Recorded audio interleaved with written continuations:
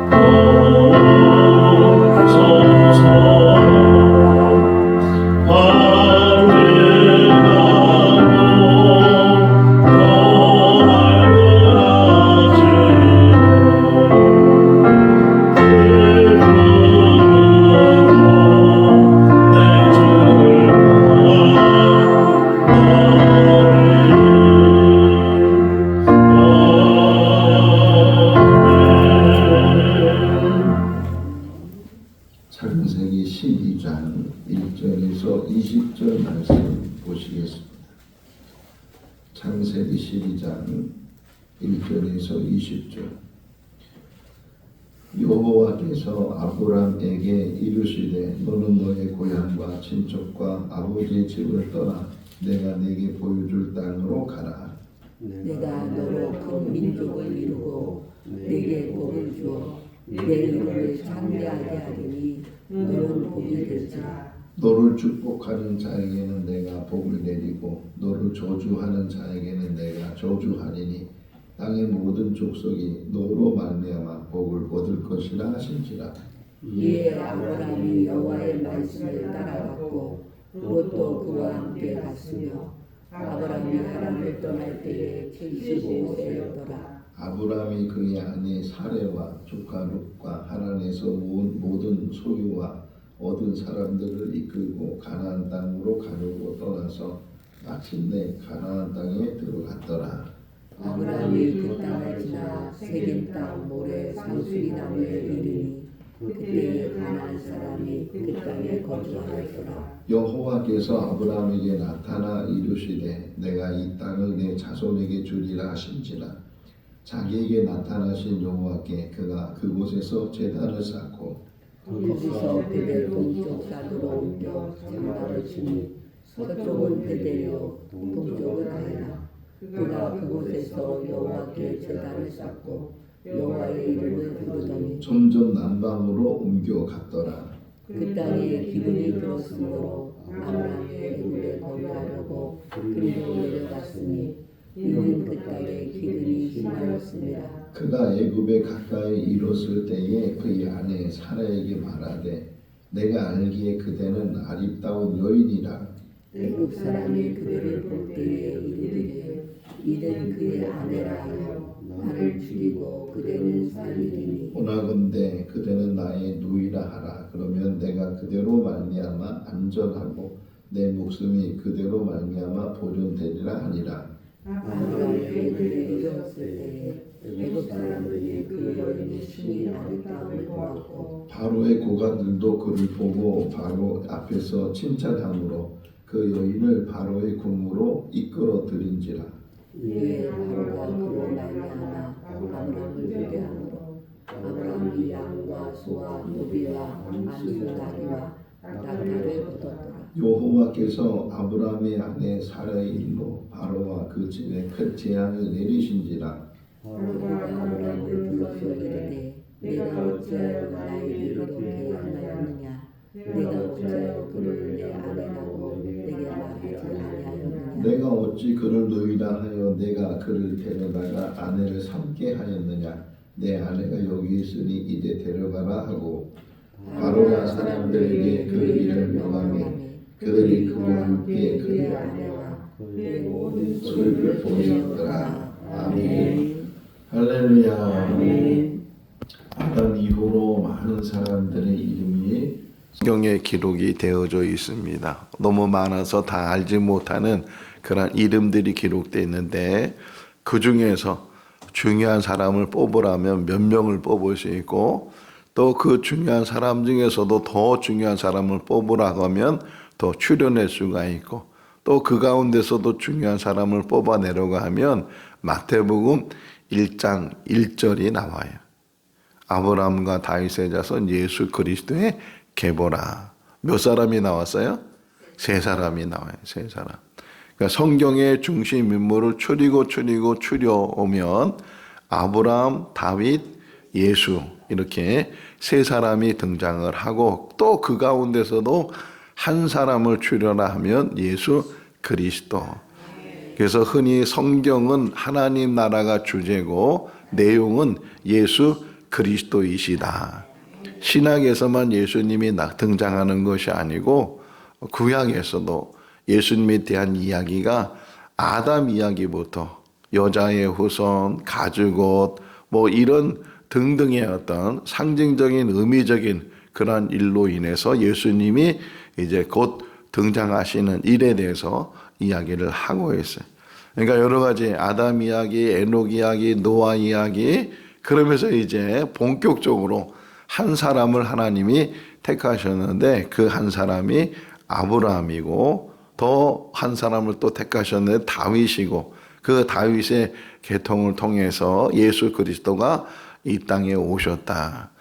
근데 이게 어떻게 보면 하나님의 어떤 섭리 가운데 이루어지는데 아브라함에서부터 다윗까지가 약 1000년 그리고 다윗에서부터 예수 그리스도까지가 약 1000년 그러니까 1000년을 두고서 하나님께서 하나님의 일들을 이제 하시면서 사람을 택하신다. 오늘 새벽에 일어나서 이 말씀을 묵상하면서 또 이런 생각이 전에는 아담 하와 두 사람이면 충분하다 이렇게 말씀을 드렸는데 오늘 이제 묵상되는 것은 그 중에서도 한 사람이에요.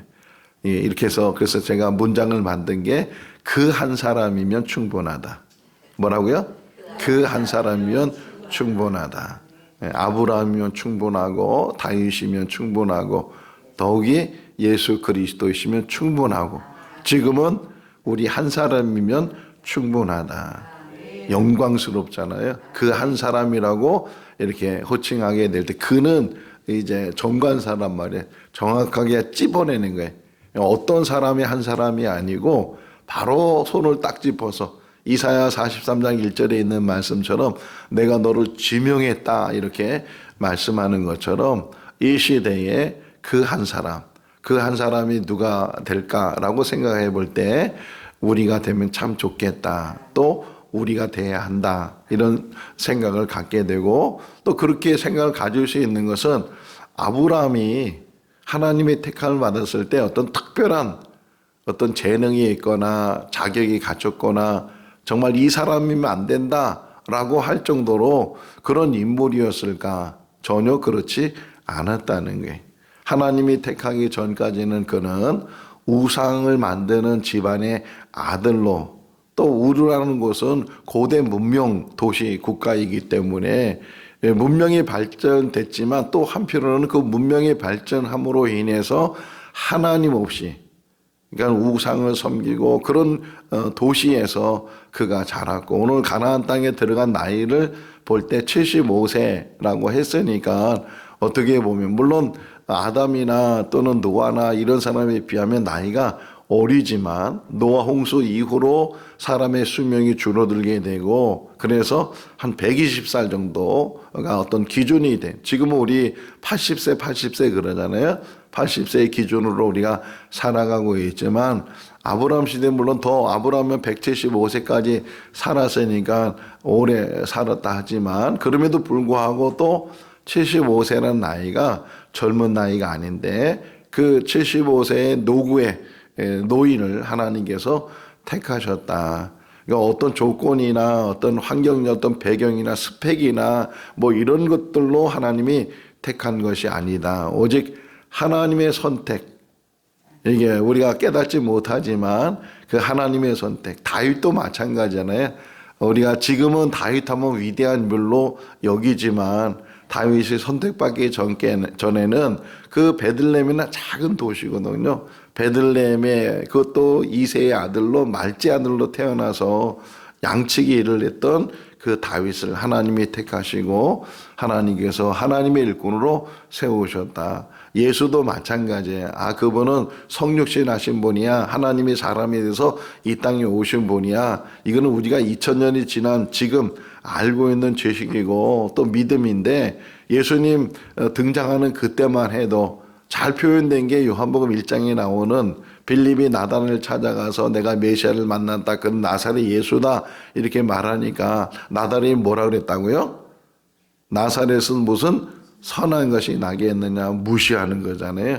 저 촌동네고 거기 무슨 인물이 있겠느냐, 그렇게 무시하는 그런 상황에서 예수 그리스도가 등장을 했는데, 그분이 바로 인류를 구원하는 구주이시고 그분이 바로 하나님이 사람이 돼서 이 땅에 오신 분이다 하는 것을 후에 이제 알게 됐다. 제자들도 후에 알게 되고, 그리고 그 복음을 전하게 돼서 많은 사람들이 깨닫게 되고, 나중에는 이제 교리적으로도 성경적인 해석을 통해서 그분이 인류를 구하는 구주이시고, 십자가의 죽으심은 한 개인의 사형이 아니고 그 사형 제도를 통해서, 십자가를 통해서 인류의 모든 죄값을 다 지불해 주셨다. 대가를 치렀다. 왜? 하나님의 대가는 어느 것하고도 비교할 수 없으니까. 그분이 그 인류의 모든 죄를 다 치르고도 남을 만한 그런 가치를 가지고 계신 분이 대속의 은혜로 그분이 십자가에 죽으셨다. 이렇게 우리가 알고 있고 믿고 있고 또 전하고 있는 줄로 믿습니다. 드디어 아브라함이 등장했어요. 어제도 이제 잠깐 데라 이야기 속에서 아브라함이 등장됐지만 드디어 본격적으로 25장까지 이제 아브라함에 대한 이야기가 쭉 이제 나오는데, 오늘 본문에서도 볼 수 있지만 아브라함은 완벽한 사람이 아니에요. 믿음이 아주 그냥 막 뿌리가 내려져서 흔들림 없이 그렇게 사는 사람이에요. 마지막까지 아브라함의 모습을 보게 되면 많이 흔들리고 또 넘어지고, 지금 애굽에 내려간 그 사건이 또 20장에 또 그날에 또 가서 또 자기 아내를 누이라고 속이는 그런 일들이 반복되고 하는 모습을 보면서 인간은 아무리 그렇게 훈련이 되고 아무리 믿음이 좋다고 하지만 또 흔들리고 또 흔들리고, 항상 우리가 죽을 때까지 흔들림 속에 살게 되는데, 그럼에도 중요한 게 뭐냐면 마지막까지, 마지막 모습이 어떤 모습으로 내 인생이 맞춰지냐. 어제 그날에 대한 말씀으로 우리가 은혜를 나눴는데, 누구나가 다 그날이 있고 또 그날이 오게 되면 세상의 모든 것들을 다 내려놔요. 아무리 좋은 집을 가지고 있어도 아무리 재물이 많아도 아무리 직책이 높아도 때가 되면 그 모든 것들이 다 사람이 태어나 제 100일 사진을 제가 갖고 다녔거든요. 지금 어디 갔는지 잘 모르겠는데 어떻게 유독 100일 사진이 하나 있더라고요. 돌 사진도 아니고 100일 사진인데 100일이라고 써 있어서 아 이게 100일 사진이구나 아는데 그때 참 잘생겼어요. 뭐 지금은 형편은 없지만 그 100일 사진 근데 그 모습을 보면 주먹을 푹 쥐고 왜 주먹을 줬는지 모르지만 주먹을 푹 쥐고 앞을 쳐다보면서 환하게 웃으면서 이마는 훤하고 그런 100일 사진이 있는데 주먹을 쥐고 뭔가 이룰 수 있다고 성취할 수 있다고 가질 수 있다고 할 수 있다고 뭐 이게 나쁜 건 아니잖아요. 나쁜 건 아니지만 그러나 정말 그날이 되면 그때가 되면 죽음이라는 것을 맞이하게 되면 그 아무리 주먹을 불끈 져도 결국은 다 펴진다는 거예요. 빈손이야 빈손. 그러니까 빈손으로 왔다가 빈손으로 한 게 인생이라는데 근데도 중요한 게 이 땅에 사는 한 번의 인생의 그 가치는 어느 것하고도 비교할 수가 없다. 뭐하고 바꾸고 계세요? 요즘 뭐 목숨이 파리 목숨 같다고 하고 그러지만 나의 생명 이거 어느 하고 바뀌었어요? 얼마나 줘야? 어제 뭐 우리 말씀을 들으면서 주일 안 가면은 뭐 1억을 준다 그러면 거기 돈 때문에 주일 안 가는 경우도 생긴다고 하는데 내 생명하고 뭘 바꿔요? 파우스트라는 그런 작품을 보게 되면 자기 영혼하고 바꿔요. 영혼하고 자기 젊음을 영혼하고 바꾸는 일들이 있는데 이 젊음이라는 것도 바꿀 수 없는 거고 그리고 또 뭐 살 수도 없는 거고 한 번 지나가는 인생인데 그 한 번의 인생을 살아가면서 그 한 사람 아브라함을 택함 받은 것처럼 이 시대에는 우리 한 사람 한 사람이 택함을 받을 수 있기를 바랍니다. 하나님은요 항상 1대1이에요. 켈케로가 말한 것처럼 우리는 단독자예요. 하나님과 나와의 관계가 수많은 사람이 있지만 하나님은 1대1대1대1대 그것이 이제 수많은 사람이 되는 건데 그런 관계를 가지는 것처럼 우리들도 이 땅에 산 날 동안 하나님과 관계 속에서 에녹과 같이 노아와 같이 아브람과 같이 다윗과 같이 우리가 살아갈 수 있기를 바랍니다.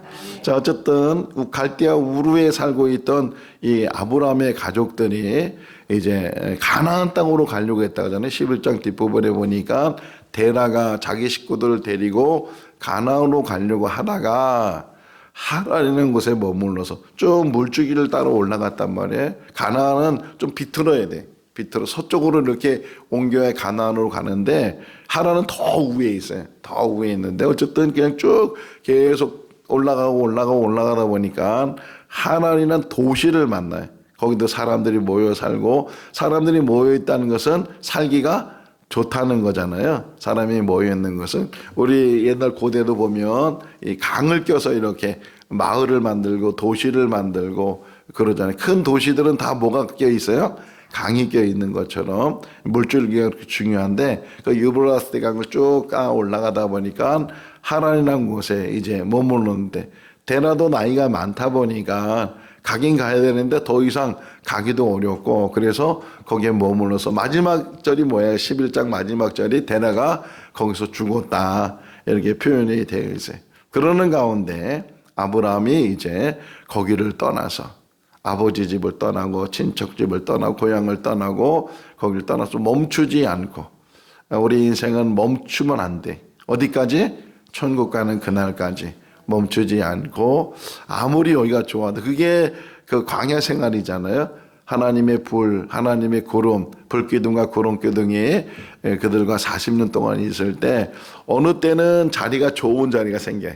왜냐하면 동서남북으로 지파를 정해줘서 세 지파씩 자리를 잡게 해서 성막이 딱 세워지게 되면 그 성막을 기준으로 해서 동서남북으로 12지파가 갈라지는데 그런데 어느 때는 정말 평지를 만날 때가 있잖아요. 또 어느 때는 돌짝밭을 만나기도 하고 비탈을 만나기도 하고 뭐 광야라는 지역이 평야처럼 쭉 넓혀진 것이 아니고 그냥 험한 그런 지형인데 그런 지형에 이제 성막이 딱 세워지고 머무르게 될 때 그게 움직이기 전까지는 거기 떠나면 안 된단 말이에요. 그런데 이제 너무 좋은 자리를 딱 택했어요. 그 사람 마음이 어떨까요? 오래 살고 싶다. 다른 데 또 가면 또 어떻게 생길지 모르니까 여기서 오래 있고 싶다. 그런 생각이 들 수도 있는데, 그런데 또 그 다음날 만약에 옮기면 천막을 폈는데 그 다음날 또 접어서 또 따라가야 되고, 또 가보니까 너무 그냥 돌짝밭이고 막 비탈이고 천막치기도 어렵고 그런 자리가 또 있어요. 그러면 무슨 생각이 들었을까? 빨리 떠났으면 좋겠다. 내일이라도 빨리 움직였으면 좋겠다. 아, 근데 또 한 달, 두 달 동안 계속 거기 머물러 있으면 그게 인생이에요. 아무리 좋은 곳에 있다 할지라도 또 그것이 신기루야, 신기루. 있는 것 같아도 없어지는 것이고, 그런 게 인생의 삶 속에서 소유한 것 같은데도 그 소유가 다 날아가고, 또 없는 것 같은데도 있고, 그게 인생의 삶인데 사람 마음이 얼마나 중요한가. 어쨌든 그런 상황 속에서 우리가 살아가게 될 때 끝까지, 여기 오늘 1절을 보게 되면 아브라함이 그럼에도 불구하고 아브라함에게 아브라함 되게 하는 그런, 요 하나 먼저 설명을 하면, 원래 이름은 아브람이죠. 아브람인데 제가 자꾸만 아브라함 그러잖아요. 이제 17장에 가서야 이름이 바뀌어지게 되지만, 그럼에도 편의상 아브람 하지 않고 아브라함 이렇게 말할 테니까 이해를 하시고, 어쨌든 이 아브라함이 이제 하나님의 말씀을 듣고 지시할 땅으로 가라 하는, 뭐 믿음이 아주 커졌거나 확실한 믿음을 가지고 있거나 하나님에 대해서 다 알고 있는 그런 믿음은 아닌데, 그래서 오늘 새벽에 또 이 말씀을 묵상하면서 작은 믿음에도, 예수님의 말씀 속에서 이 믿음을 설명할 때 무슨 믿음이라고요? 겨자씨만한 믿음. 우리 그 장제동 목사님, 제가 어릴 때 신앙했던 교회 목사님 성함이 장제동 목사님인데 70년대. 근데 우리 장제동 목사님이 성지순례를 갔다 왔어요. 그러면서 선물로 뭘 가져왔냐면 겨자씨, 요만한 조그만 비닐봉투 안에다가 겨자씨 몇 개를 주고서, 야, 이게 겨자씨라고. 나중에 보니까 이게 담배씨 같은 작은 건데, 그렇게 작은, 근데 예수님은 겨자씨만한 믿음이라고 표현하거든요. 겨자씨만한 믿음이 있어도 이 산을 들어서 저 바다에 옮겨지라 해도 옮겨질 것이고, 그보다 더한 일도 하게 될 것이다. 뭐 큰 믿음, 뭐 산 같은 믿음, 태산 같은 믿음, 그런 믿음도 정말 있으면 더 좋죠. 좋은데 무슨 믿음이 있어야 된다고요? 겨자씨만한 믿음이라도, 다 알지 못하지만 하나님에 대해서 평생 연구한다고 하나님을 얼마나 알겠어요? 제가 전에 했지만 유교를 알고 싶어서 성균관대 교수님을 찾아가서 그래서 한 강의를 들었어요. 그러면서 제가 아첨을 했어요. 교수님 참, 교수님의 지식은 넓습니다. 깊습니다. 그러니까 수십 년 동안 공부를 했는데, 근데 그 교수님 하는 얘기가 자기는 태평양의 물에 한 바가지도 안 된다고. 그 말이 너무 감동이 됐어요. 그렇게 수십 년 동안 유교를 이제 공부하고 또 강의하고 교수가 되고 뭐 박사학위가 있고, 그런데도 자기를 표현할 때 바가지 물도 안 된다는 거예요. 그 어디 물에? 태평양 물에 바가지 물도. 근데 우리가 얼마나 뭐 하나님에 대해서, 얼마나 성경에 대해서 알겠어요. 물론 여러 가지 이야기 속에서는 알 수 있지만 그 깊이는 우리가 아주 평생, 아니 1000번을 태어난다 할지라도 그 깊이는 우리가 헤아리지 못하지만, 그러나 중요한 것은 하나님이 계시다는 것과 내가 하나님을 믿는다는 것, 이게 가장 중요해. 불신자는 왜 불신자나 그래요? 하나님을 믿지 않으니까. 시편 14편 1절의 말씀처럼, 또 53편 1절의 말씀처럼 어리석은 자는 뭐가 없다고요? 하나님이 없다 한다, 이렇게 말하는데 우리가 어리석지 않기를 바랍니다. 전도하다 보면 하나님 보여달라고, 보여주면 믿겠다고, 그런 사람, 저도 그랬으니까 그런 어리석은 말을, 어리석은 질문을 한 적이 있는데, 하나님은 보이는 분이 아니시다. 보이는 분은 하나님이 아니시다. 우상을 만들지 말라고 하는 것도 하나님은 우리 지식으로는 다 알지 못하지만 그래도 늘 말씀 붙들고 하나님 알려고 애를 쓰고, 너희는 하나님을 알라 또 이렇게 선지자가 말하고 있으니까 끝까지 그 하나님을. 그래도 감사한 것은 아브라함은 성경책이 있었겠어요? 다윗이 성경책이 있었겠어요? 근데 우리에게 이렇게 귀한 선물이 성경책이 있어서 창조부터 시작해서 어디까지? 천국까지 다 할 수 있으니까 이 얼마나 큰 선물이겠어요. 선물보다 더한 선물이 어디 있겠어요. 이 하나님의 말씀이, 이 말씀을 읽을 때 이 말씀이 뭐보다 달다고요? 꿀보다. 할렐루야. 학가다에 어떤 그게 나오는 것 같아요. 꿀보다 다니요. 무슨 꿀보다 달다고요? 할렐루야. 정말 그렇게 될 수 있기를 바랍니다. 지식이 아니고 맛으로 정말 이게 속을 꿀보다 달고 그냥 굶어도 성경 말씀이 읽는 것이 기쁨이고 이 암송하는 게 기쁨이고 학가다는 게 기쁨이고 그냥 기쁨이네요. 어제도 제가 여러분 다 보내드렸지만 그 녹음하고 또 다시 말씀 뽑아내고 또 그렇게 작업하면서 그 기쁨을 이루 말할 수가 없어요. 그냥 의자에 오랫동안 앉아 있어도 그 기쁨, 하나님 아는 지식 속에서 하나님 말씀 순종에 또 하나 중요한 게 뭐냐면 데라와 아브라함의 차이가 데라는 가다가 멈춰버렸어요. 순종하지 못한 거잖아요. 근데 아브라함은 끝까지 갔다는 거야. 물론 실수도 하고 또 잘못하는 일들이 있지만 그래도 끝까지 간다는 거. 우리 믿음도 끝까지 갈 수 있기를 바랍니다. 불쌍한 사람이 어떤 사람이에요? 끝까지 못 가는 사람. 그렇게 열심히 그렇게 교회에서도 큰 직분 가지고 그 직분을 감당하는 사람이 결국은 넘어지는 일들이 많지는 않지만 그런 일들이 우리 주변에서도 보여지잖아요. 목사가 된다고 해서 그것이 나를 붙드는 것이 아니고 목사가는 목사대로 또 직분자는 직분자대로 끝까지 멈추지 말고 주님을 바라고 그 한 사람 오늘 새벽은 그 한 사람이 누가 돼야 된다? 하나님이 볼 때 지명해 주시는 그 한 사람이 되는 거예요. 자, 아브라함이 몇 살에 들어갔다고요? 75세에 들어가고 조카 롯을 데리고 가고 또 사례를 내일 이제 13장 볼 때 우리가 지난 주일날 봤던 말씀을 다시 묵상하게 되는데 롯을 왜 데리고 갔는지 롯은 어떤 사람이었는지 결국 롯을 통해서 하나님이 어떤 이야기를 하시고 하는지 하는 것들을 같이 묵상할 수가 있어요. 자, 중요한 건 이제 좀 시간이 많이 가니까 아브라함이 축복받는 방법 거기에 대해서 잠깐 말씀을 드리면 오늘 본문에 보니까 우선 세겜이라는 곳에 가서 그래서 거기 뭐 가나안 땅에 거주한 다른 사람들만 거주하고 있었어요. 근데 여기 한번 읽어볼까요? 7절 8절 여호와께서 아브라함에게 나타나 이르시되 내가 이 땅을 내 자손에게 주리라 하신지라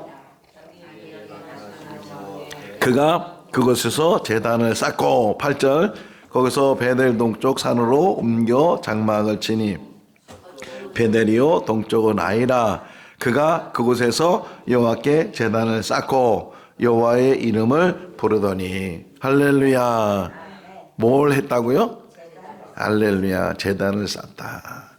가나안 땅에 들어가서 그가 한 일이 뭐냐? 제단을 쌓다. 또 그의 직업이 목축이니까 정착하지 않고 이곳저곳을 돌아다니게 되는데 근데 뭐라고 또 8절에 보니까 또 옮겨서 그곳에 제단을 쌓았다. 이 기근 때문에 애굽에 갔다가 다시 돌아와서 처음 제단을 쌓은 곳에 도착하니까 거기에 또 제단이 있었고 다시 그 제단을 순축을 해서 제단을 쌓았다. 15장에 가서 보면 제단을 쌓다가 횃불 언약을 이제 갖게 되고 또 22장을 보니까 모리아산에서 제단을 쌓다가 이제야 네가 나를 경외하는지 알게 됐다. 이렇게 인정받은 것처럼 아브라함과 제단은 불가분이 떨어질 수 없는 관계. 우리도 마찬가지예요. 이 땅에 산 날 동안 우리에게 가장 중요한 것이 제단이.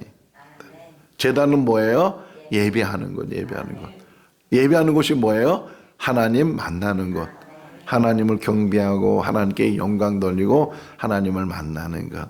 두세 사람이 모은 것에 내가 너희와 함께하겠다 말씀하신 그 예수님의 말씀처럼 많은 사람이 모이면 더 좋겠지만 두세 사람입니다.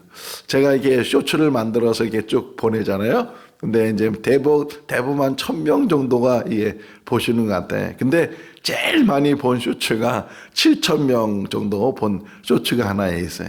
가끔 제가 찾아보기도 하고 그러는데 그 쇼츠가 뭐냐면 가정예배에 대해서 이제 한번 제가 많은 게 있는데 가정예배는 식구들이 다 모여서 드리는 것이 아니고 혼자라도 예배 드리는 것이 가정 예배다. 그래서 뭐 다 물론 애들 다 부르고 뭐 남편 아내 다 모여서 하면 더 그보다 좋은 일이 없겠지만 혹 모이지 못한 지금은 다 바쁘고 시간 맞추기 어렵고 그러니까 가정에서 제단을 쌓는 거죠. 그게 가정 예배다 이렇게 말씀을 드렸는데 새벽 예배도 마찬가지. 이거 누가 만들었느니 귀찮게 힘들게 뭐 그런 얘기 하는 사람 혹 있겠지만 어느 목사님 대놓고 얘기하더라고요. 새벽 예배 이거 안 해도 된다고 어디 있냐고. 그러니까 마가복음 1장에 나오는 얘기 그건 한 번 한 거지. 이게 매일 하는 새벽 기도가 어디 있냐고 이렇게 말하는 사람이 있지만 제가 목회하면서 보니까 새벽 제단보다 더 귀한 제단이 없더라고요. 개인적으로 이 새벽에 만약에 제가 목사가 안 됐으면 새벽에 안 나왔을 것 같아요. 하나님은 억지로라도 이 새벽 제단에 쌓도록 이 목사가 되게 해주신 큰 은혜가 뭐냐? 새벽을 깨우게 하는 거. 그러니까 일찍 일어나게 되고 또 습관을 들이는 게 뭐냐면 제가 들은 얘기 중에 하나가 새벽기도 갔다 와서 다시 잠들면 간이 나빠진다. 그런 얘기 들어가지고서 제가 잠을 안 자야지. 그게 벌써 수십 년이 됐어요. 새벽 재단 하면 집에 안 들어가고 제 사무실에서 성경 공부하고 묵상하고 뭐 이런 일을 이게 막 쌓이더라고요. 쌓이다 보니까 더 그렇다고 해서 낮잠을 자는 것도 아니고 너무 대신에 일찍 자죠. 할 수만 있으면 초저녁에 이제 잠이 들어서 아주 새벽 일찍 일어나게 되는데 어쨌든 재단 쌓는 일, 새벽 재단 쌓는 일, 또 흔히 그러잖아요. 우리가 예배가 정해져 있는 예배, 그런 예배가 있는데 그런 예배를 귀하게 여기는 거. 어제 우리 박 목사님이 거기를 강조하잖아요. 그날에 대해서 말씀하시면서 예배가 얼마나 중요하냐 말씀하셨는데 재단이 아브라함이 축복받은 축복의 통로를 만든 게 제단이 있었다. 근데 중요한 게 뭐예요? 창세기 4장에 있는 말씀처럼 하나님이 제단 쌓다고 다 받으시는 것이 아니고 받으시는 제단이 있다. 아벨은 어떻게 받으셨다고요? 아벨과 그 제물을 받으시고 가인과 그 제물을 안 받으셨다는 거예요. 그러니까 내가 산 제물이 되는 거죠.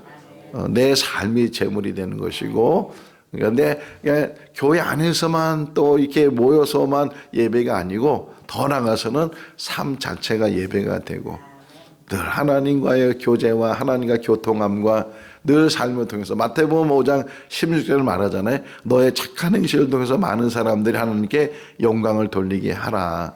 착한 행실이 뭐예요? 삶이거든요.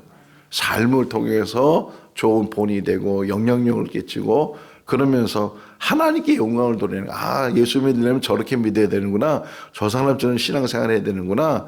그런 칭찬을 듣고 인정을 받고 그런 삶을 사는. 그렇다고 해서 세상에 상급을 받는 것이 아니고 은밀히 행하는 그 일을 하나님께서 보시고 상을 주신다고 했는데 정말 하나님 앞에 상을 받는 그런 삶을 살도록 애쓰는 우리들이 돼야 될 줄로 믿습니다. 기근 얘기는 못했는데 어쨌든 또 계속 아브라함의 말씀을 묵상하니까 흔들렸다는 거잖아요. 하나님께서 가나안으로 가라 그러는데도 불구하고 또 기근을 이기지 못하니까 좀 물이 많은 애굽 땅으로 갔다가 다시 돌아오게 되고 또 거기서 수치를 당하게 되는 그런 일들이 있는데 그래서 한마디만 더 하면 버텨라. 여기가 죽는 자리랄지라도 버텨라. 그러면 그 자리 속에서 하나님이 역사하신다. 근데 우리는 자꾸만 인간적인 방법, 야곱도 인간적인 방법으로 약복강에서 어떻게 하면 에서형의 그 분노를 피할 수 있을까? 어떻게 하면 400명 군사를 끌고 오는 그 에서의 그것을 피할 수 있을까? 여러 가지 방법, 궁리. 그래서 막 나눠서 막 보내기도 하고 그러는데 결국은 어떻게 이긴 거예요? 약복강에서 버텼기 때문에. 밤새도록 하나님과 씨름해서 결국은 이스라엘은 이름을 얻었던 것처럼 내가 지금 죽을 찌에 있는 그 자리에서 하나님께서 늘 붙들 때까지 세울 때까지 하나님께서 일으켜 줄 때까지 그게 있네. 그게 오래 참음이에요. 그를 통해서 하나님의 사람으로 거듭나고 하나님의 사람으로 인정받는 우리의 삶이 될 수 있기를 주님의 이름으로 축원합니다. 기도하겠습니다. 사랑과 은혜가 많으신 하나님 아버지, 드디어 아브라함을 만나게 됩니다. 또 후에는 드디어 다윗을 만나고 더 후에는 예수 그리스도를 만납니다. 드디어 때가 되면 다시 예수님이 오실 날을 우리가 마주하게 됩니다. 하나님 우리에게 온전한 믿음을 주시고 아브라함이 믿음을 가졌던 것처럼 다윗이 믿음을 가졌던 것처럼 우리들에게도 그와 같은 믿음을 주시고 더한 믿음을 주시고 겨자씨만한 믿음이라도 저희들 갖게 하여 주시옵소서. 하나님을 다 알지 못하지만 하나님을 신뢰하는 믿음이 있게 해주시고 천국이 보이지 않지만 천국이 있음을 깨닫게 해주셔서 천국을 향해서 나가는 믿음의 삶이 되게 하여 주시옵소서. 오늘 하루의 삶도 지켜주시기를 간절히 바라옵고 예수 그리스도의 이름으로 기도하옵나이다. 아멘. 마쳤습니다. 자유롭게